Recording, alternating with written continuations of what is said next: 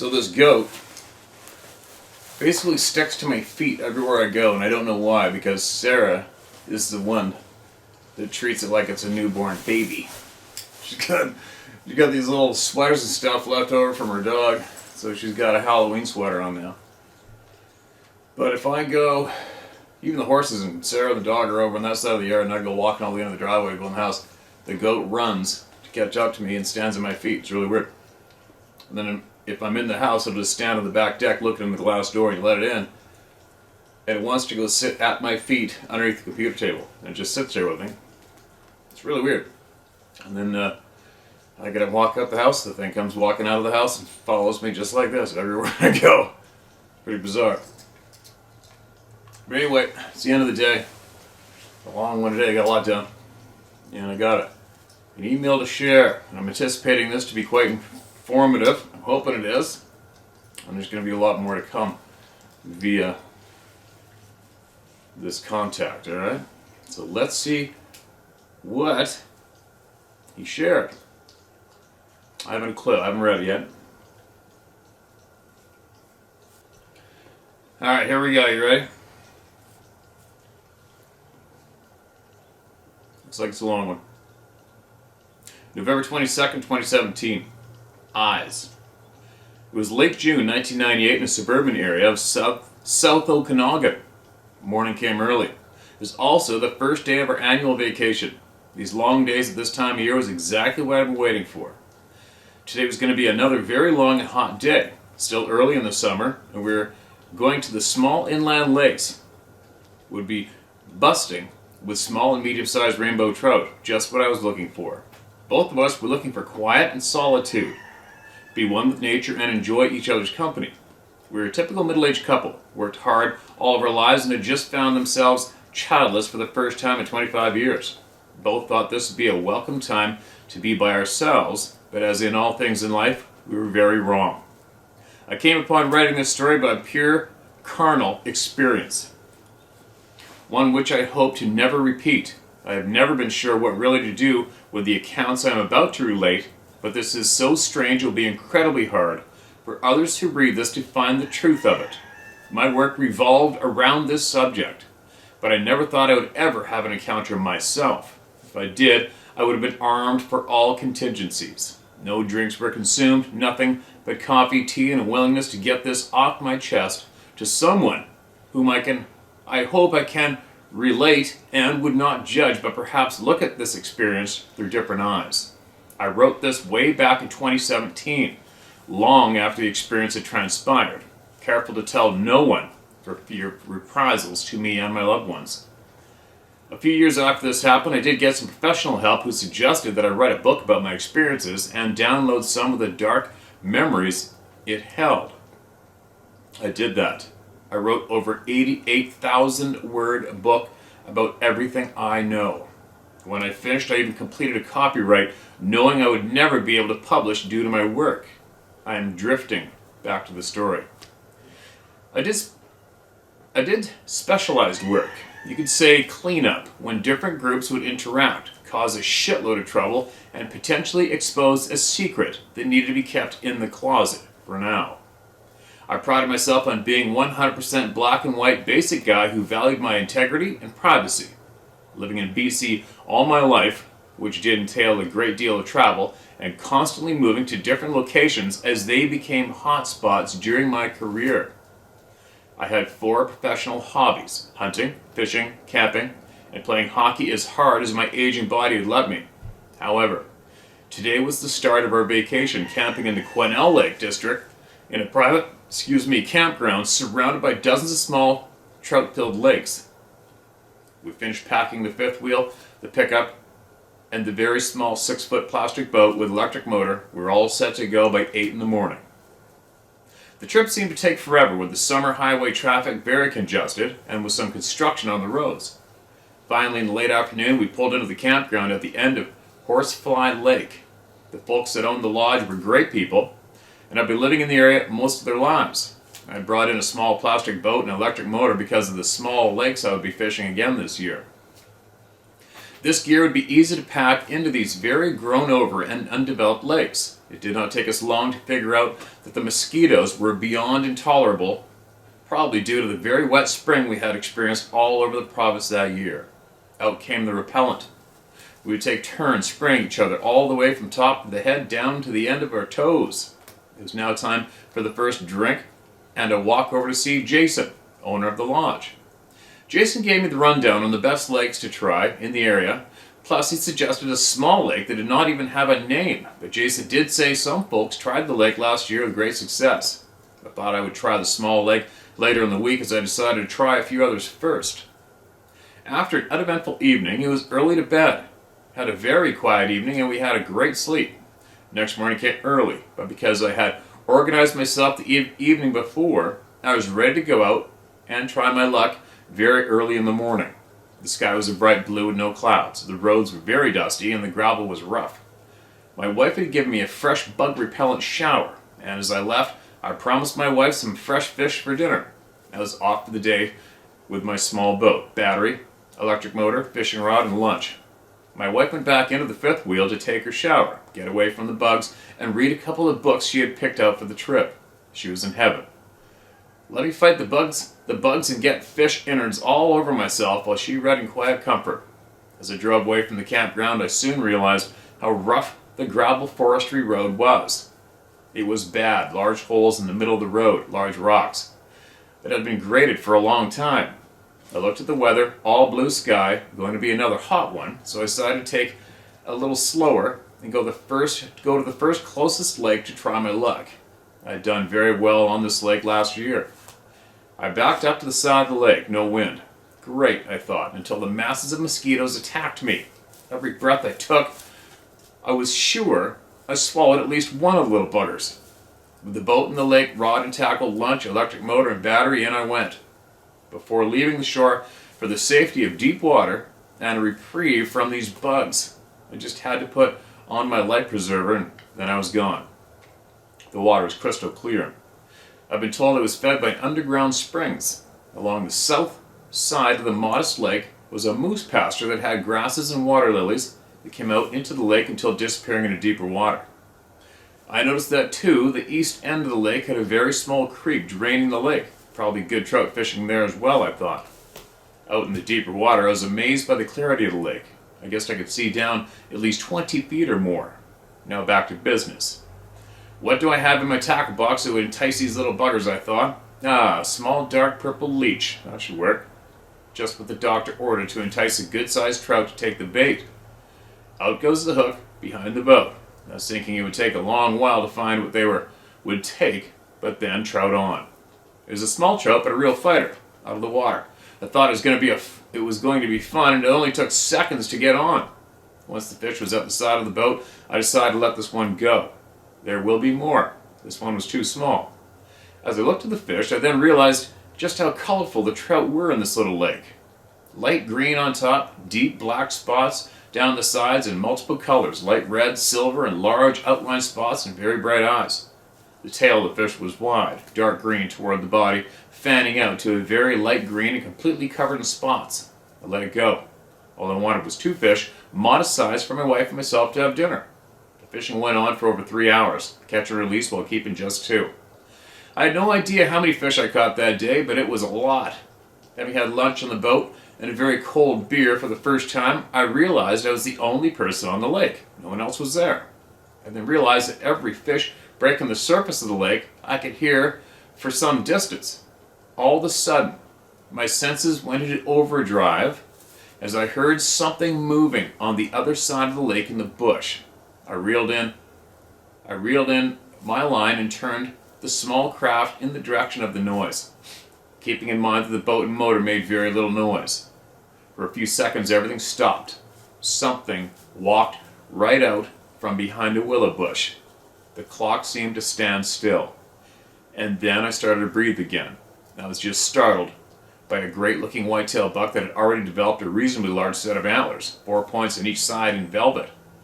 I got to within 30 feet of the magnificent deer. For several minutes, we just stared at each other. The deer, ears full forward, trying to figure out what I and the boat were. The deer had grass just hanging from its mouth, and I, with a beer in my hand, just totally spellbound.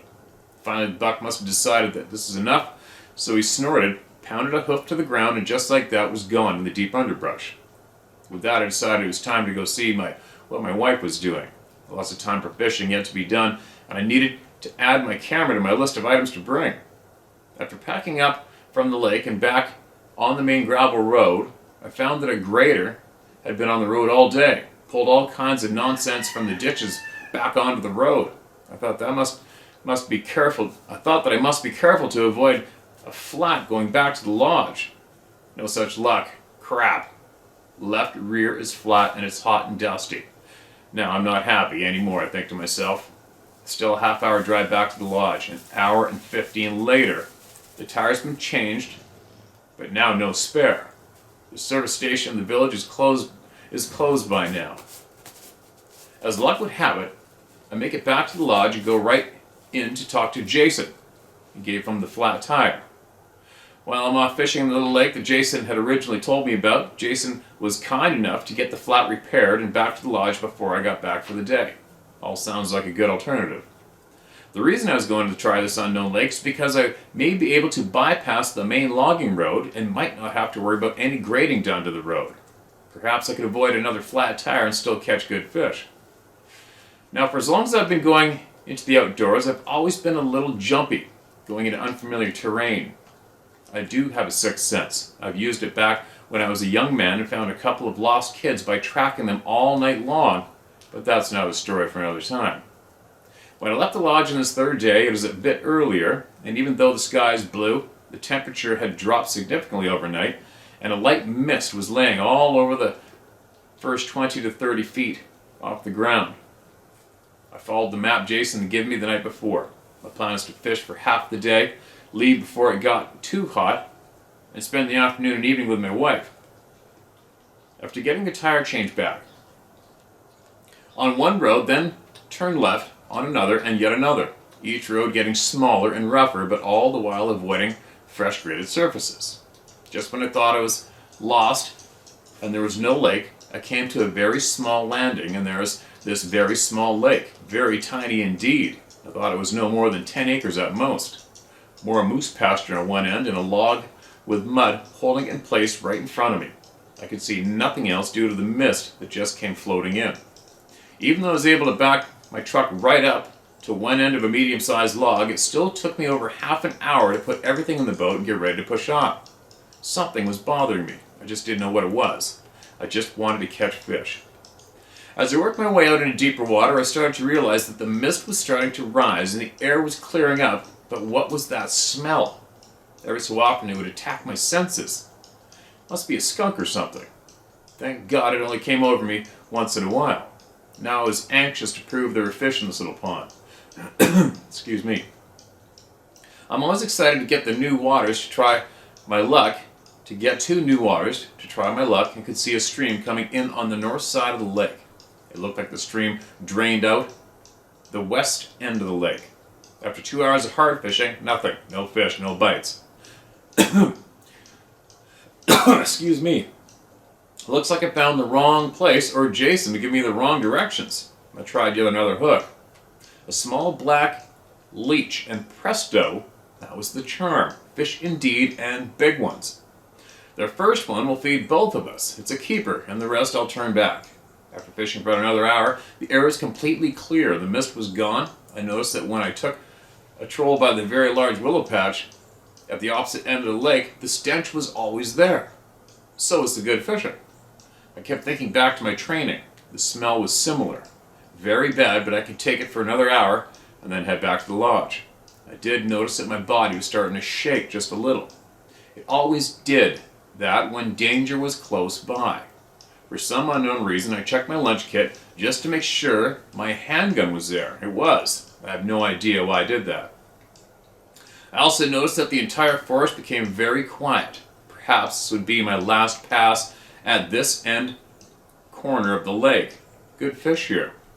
Now a little boat like the one described allows you to troll in very shallow water, so I decided to troll close to the beach and see if I could pick up one last large trout. I became aware that my senses just turned on again. The hairs on the back of my neck straightened out, and my breathing became more controlled and faster.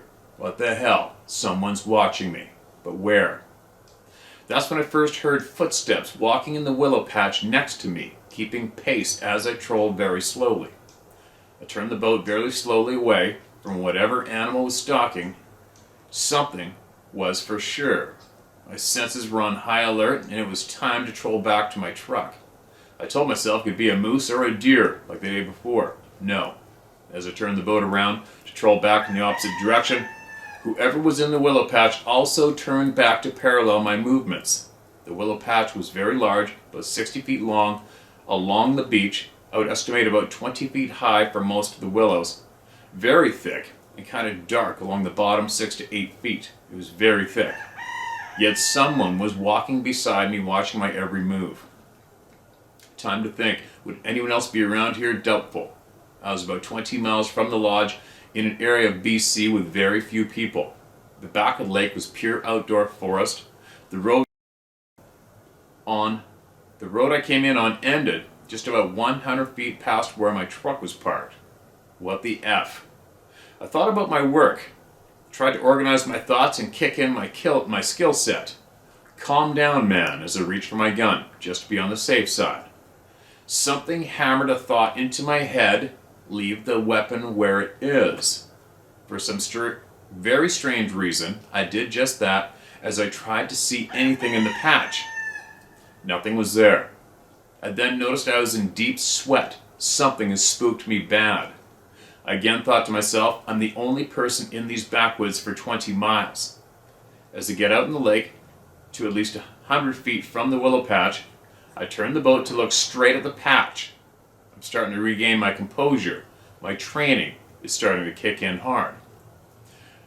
There is now no noise, even though down to my right, in behind a rise in the beach made up of green grass, I thought I saw something move. Perhaps a bear cub? It was small and moving fast into the woods right beside the willow patch. Was I spooked by a family of black bears? I reeled out my fishing line, now more curious than anything else. Half thinking I was going to see a black bear or some other well-known wildlife, I searched for my camera. Screw it. I think I'll make one more pass without fishing. Go in very shallow and close, take a picture if I see anything. Then I hear a tree break. It sounded like a small, old, dead, dry tree. Now I was again unsure what the hell it was. Against instinct and better judgment, I then decided to keep going towards the willow patch and try to take a picture of whatever wildlife this was. When I hit the top of my normal troll pattern, I was going in the opposite direction, very close to the edge of the beach. Again, the walking in the forest started up, walking with him in the same direction. I thought that was very strange. Perhaps I'm too close and should just leave, call it a day. This time, though, I thought I heard people talking and instantly thought someone was playing a joke on me at my expense. But who could it be? At the top of my lungs, I yell out, "You assholes!" In the next 10 seconds, the response I get back takes 5 years off my life. The scream is tenfold as loud as mine was, and the top of the green pine tree, about 4 feet long, flew over my head to the other side of the boat, splashing into the lake. What the hell? Now I was sure what this was. My mind was picking up thought of kill, attack, and all bad shit. My instinct kicked in. Flight seemed to be in the right course of action. Now the willow patch I've described is about 20 feet tall, big for our interior standards, so looking in from the lake gets harder as it gets darker. Only 20 or so feet in, I try to see what is about to attack me while I turn the boat away from the shore. I estimate to be only about 10 to 15 feet from the shoreline, far too close to what I think might come out of the bush. Lots of input was coming at me in very short order. I looked in the patch and see darkness. Then I do see movement and darker than darkness. Holy shit, it bellows again. This time, I have a bead on the thing and it's big. As my eyes focus, I see two very large eyes that seem to be red. Fuck, it's a Sasquatch. To my right, The end of the lake, the corner of my eye picks up a small Sasquatch. What the F? How did I get so close and in the middle of a family group? These bastards will kill you to protect their young. I could see the adult come through the willow patch charging at me. I tried hard not to piss my pants and to mind speak to it. Nothing seemed to work. All I could do was retreat as fast as possible. Then I was hit with a fear shot right into my brain. They have this ability to scare the shit out of people without touching them. It seems to hit you right in the chest. All my training seemed to leave me. All I wanted to do was get away.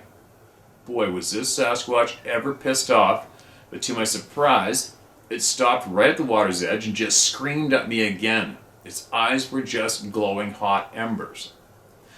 I would never have shot this one because we know they usually travel in clans with 1 to 3 family groups. Somehow I had already just arrived at the opposite end of the lake to my parked truck.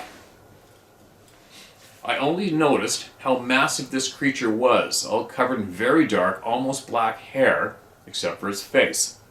Arms were just as massive and long, more than us. Very small ears with no real neck. Just before my flight instinct kicked in, I also remembered that hair was long on some parts of its body and not other, like it was molting. Then there was the smell. My heart was still racing as I started to load everything in the back of my truck. The entire loading process took less than 5 minutes. When I got into the cab and turned on the motor and put the truck into drive, the bastard was still screaming at me from across the lake. I remember thinking that they sure are strong-minded about caring and protecting their young. I thought my heart was going to come right out of my chest. It pounded so hard. Never been so afraid in my life, even though I've worked cleaning up after unfortunate incidents. This is my first live fire exercise without any warning. I've asked myself a lot over the years, why me? Why there? Why them? These questions will never be answered to my satisfaction. Perhaps it's just as simple as being at the wrong place at the wrong time. With my training and my experience, it is clear to me these are not just wild animals. They think, plan, and try to avoid as best as possible our kind. I did ask more questions about why their eyes shine, even in bright sunlight. Here's the answer I got. The creatures have a huge advantage over everything else in the wilderness, including us. They see very well during the daytime and even better at night. They have a reflective layer called the tapetum lucidum. Very thick layer. The strongest science very thick layer. The strongest science has seen in any animal, added with their very big eyes, best in this world. Their eyes also have a very well pronounced chorid, C-H-O-R-O-I-D, 3 times as big as it needs to be.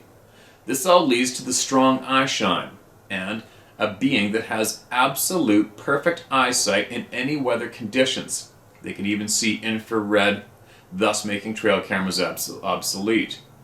This is all a topic for another time.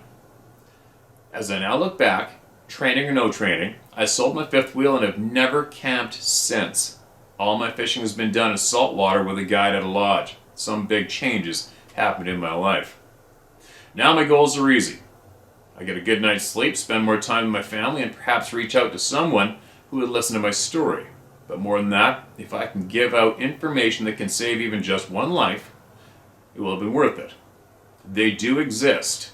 Looking into their DNA that has brought about a thought by some very intelligent people, these beings have had some rather interesting DNA manipulation in the past. By who only knows. After all, I'm just a grunt. We have real DNA samples of the Sasquatch, the last tribe. I'll send you more information on topics related to Sasquatch when time permits. Take care and be safe. Al Wood. Okay, man. You got us. You got our attention. Without a doubt. I'll be looking forward to when you can share more. And whatever information you have, obviously it will help people without a doubt. but I am really, really interested in what you have to share. I could obviously ask you a gazillion questions. I probably will via email. I guess if it's saltwater fishing you like, maybe one day you can jump in the boat and we'll go, you can spend a day out on the west coast catching salmon and halibut.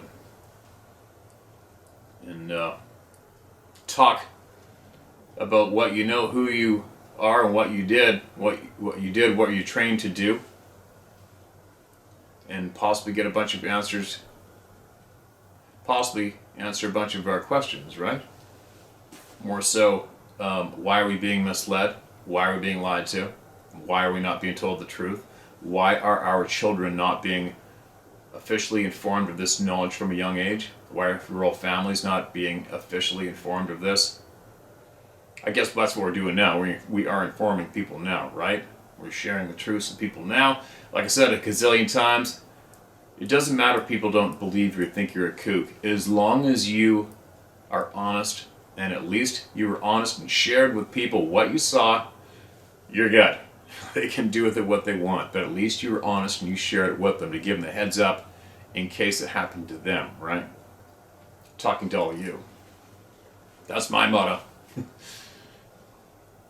I always start off with, I didn't ask for what happened. I didn't ask to see what I saw, but I saw it and this is what happened and nobody's going to be able to change my story.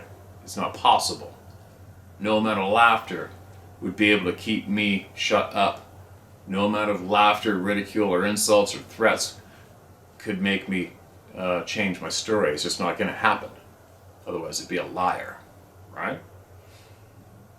Anyway, thanks again for that share. Look forward for more. And we'll see what happens.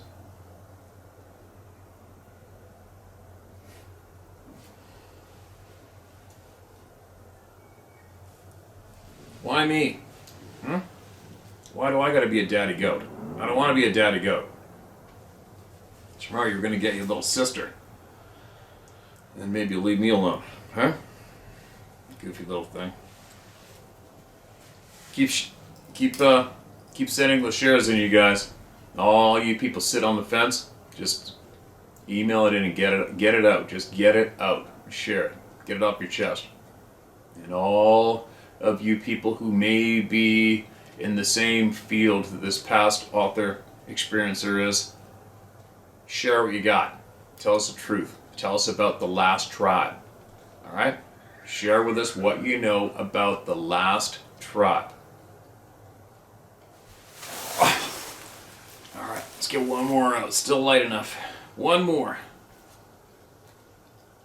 Female Bigfoot's curious of me and my apologies. Steve, from Mike, thank you for this channel. Above all, reading our stories in a safe environment. You read 2 of 3 of my stories, except for the important description of the female Bigfoot you asked for. I agree the information and proof is there, slamming into our face. You asked, why the intentional search for more, as well as showing your frustrations at people that do. I'm sorry for sending what I thought was an informational email for people to try and understand these creatures. They are not from hell, nor want to eat your face. For me, when my father and I saw the female Bigfoot together, it changed my life. I wanted more. I needed to understand for myself what these beings were, what they are, and why they are here. Their population numbers are climbing, Steve. I've got proof. Laser measured, detailed proof of 7 different Bigfoot in that 20 square mile area. I'm not trying to prove anything to anyone. Rather, I'm collecting this information for my own sake, possibly helping or saving someone else. You're right, Steve. Proof of them isn't needed. After 6 weeks of hiking, I've been graced to see the female 4 times now, sitting and watching me as I sit, following me as I move. I feel I've come to know her in some strange way. Your channel is very important as well as your entertainment to millions. Truthful. You're a great influence for everyone that has an open mind. Thank you again, sir, for reading my emails. I'm going to carry on as I can in order to find peace with them enough to perhaps hunt my area again. Keep yourself safe and sound, sir. I won't overload your email with any more reports. Thank you, Steve. Mike Ray. Mike Ray or what? Mike Ray. Mike, thanks for that, man. Yeah. Keep that ball rolling, man. Learn as much as you can. And if you have more information, you find out, you gain more knowledge that you feel the public needs to have in their grasp, send it over. You're not clogging up my email, man. Send it in, all right? Send what you got. If you feel it's going to help anybody, send it in, okay? That goes for everyone else. I gotta get some horses in. I